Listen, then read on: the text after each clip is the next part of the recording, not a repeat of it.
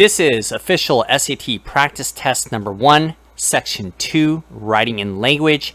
This is passage number 4. So this passage is about the consolations of philosophy.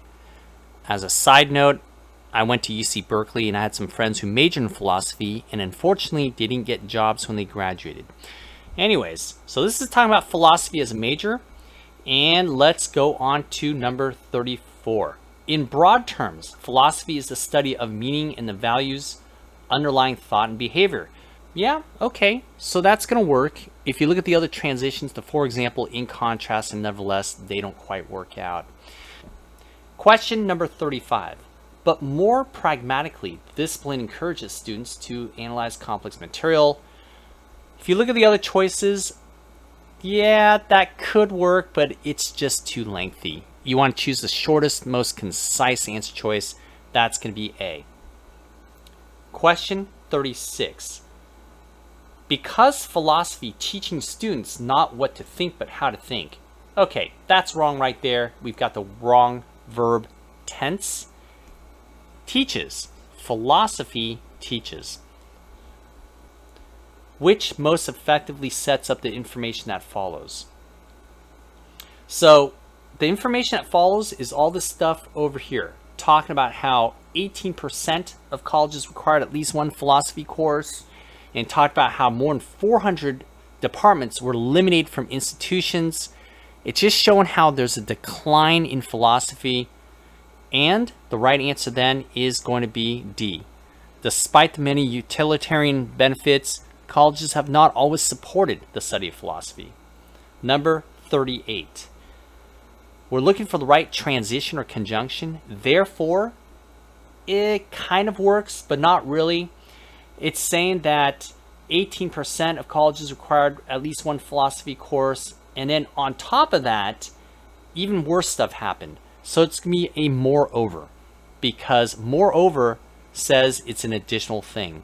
Therefore, it's showing a cause and effect relationship. Same for the word thus. Question 39. What effectively combines the two sentences? We've got, so studies have found that those students who major in philosophy do better than students from other majors in both verbal reasoning and analytical writing. These results can be measured by standardized test scores. So, let's look at the choices. B is a little bit lengthy, and these results can be. C is also a little bit long. The best answer is A, as measured by standardized test scores. Number 40. Students intending to study philosophy in graduate school has scored higher. This is your classic subject-verb agreement. It's not that graduate school has scored higher, it is students. Students is plural, has is what? It's actually singular. So it's B. Have scored. Have is plural. Students is plural. 41.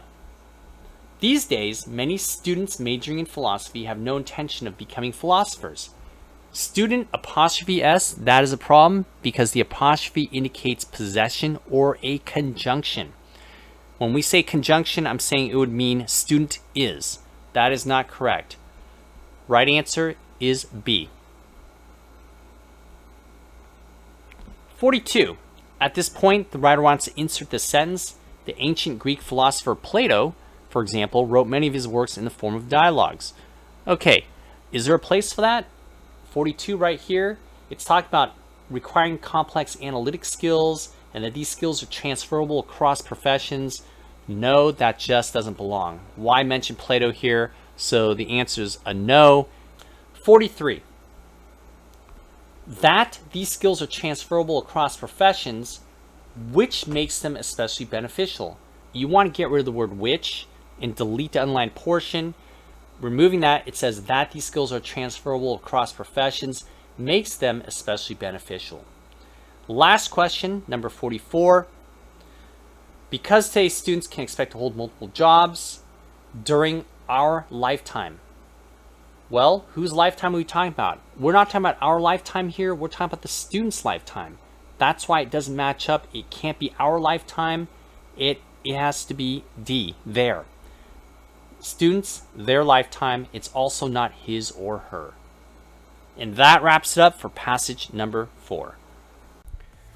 Thanks for watching, guys, and as always, if you feel that this video was useful, please like and subscribe, and also share this video with your friends who are studying so hard for the SAT.